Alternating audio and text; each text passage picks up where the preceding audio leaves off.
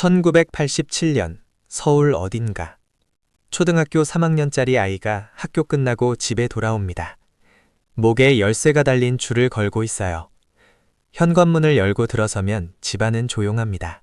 엄마도 아빠도 아직 퇴근 전이에요.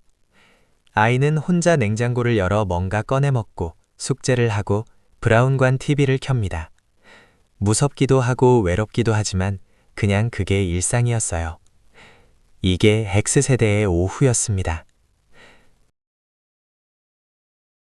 X세대, 1970년대 초반에서 1980년대 중반 사이에 태어난 세대예요. 지금 40대 중반에서 50대 초반 사이, 서태지와 아이들을 보며 자랐고 IMF를 온몸으로 맞은 바로 그 세대입니다. 우리는 보통 이 세대를 두 가지로 해석해요. 그래서 강해졌다. 아니면 그래서 상처받았다.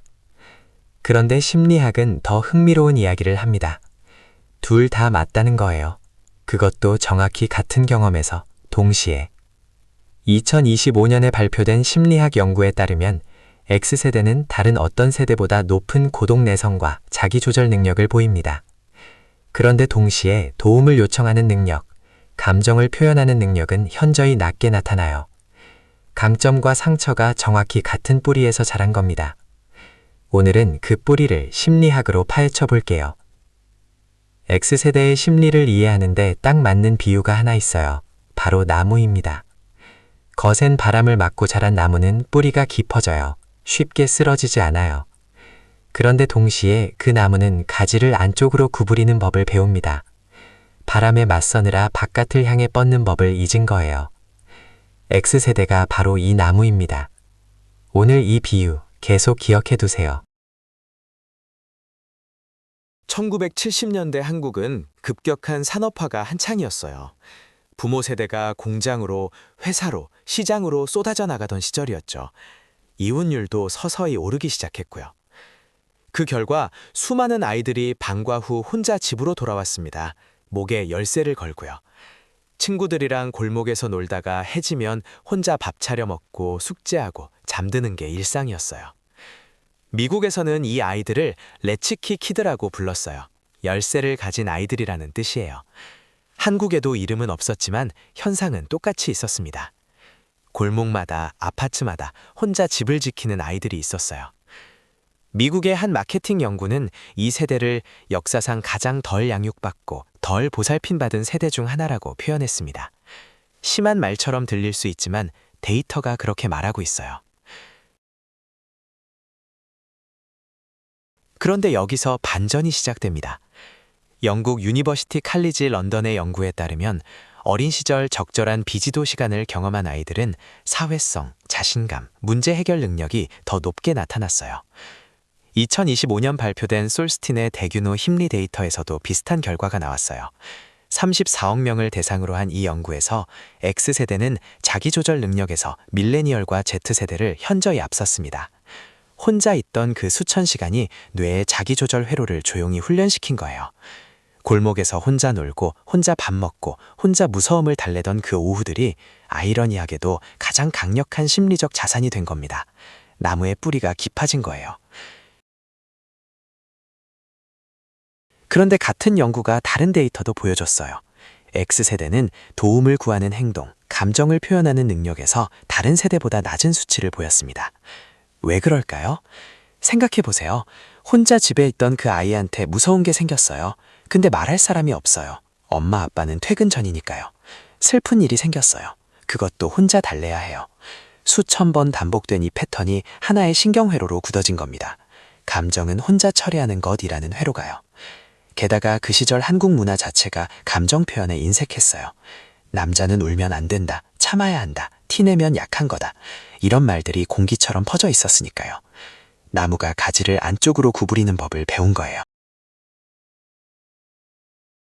그리고 지금 이 세대는 또다시 혼자입니다.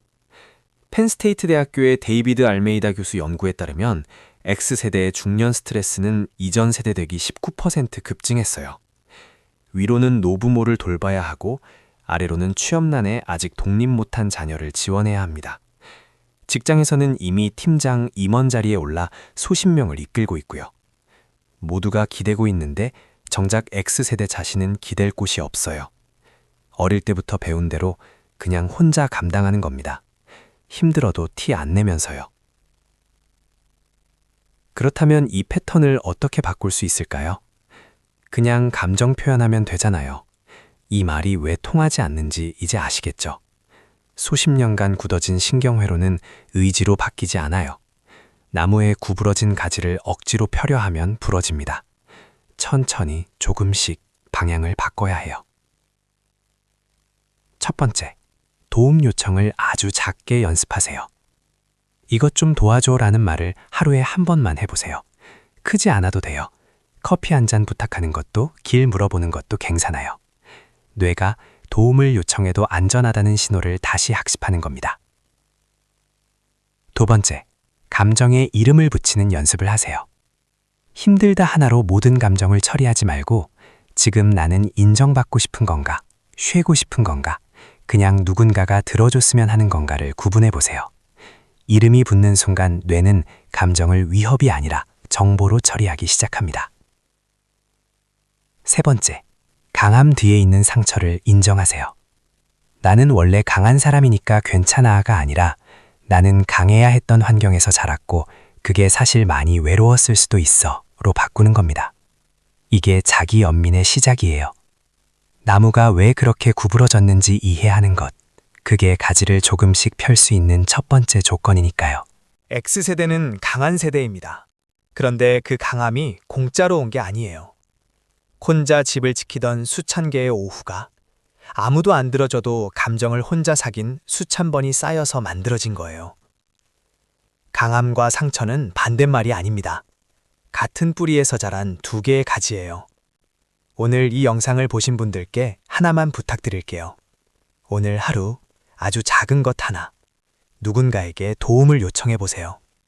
그 작은 균열이 오랫동안 안쪽으로만 구부러진 가지를 조금씩 바깥으로 돌리기 시작할 거예요. 댓글에 알려주세요. X세대이신가요? 아니면 X세대 부모님을 보면서 공감이 됐나요? 혹시 어릴 때 혼자 집을 지켰던 기억이 있으신 분도요. 여러분의 이야기가 듣고 싶습니다.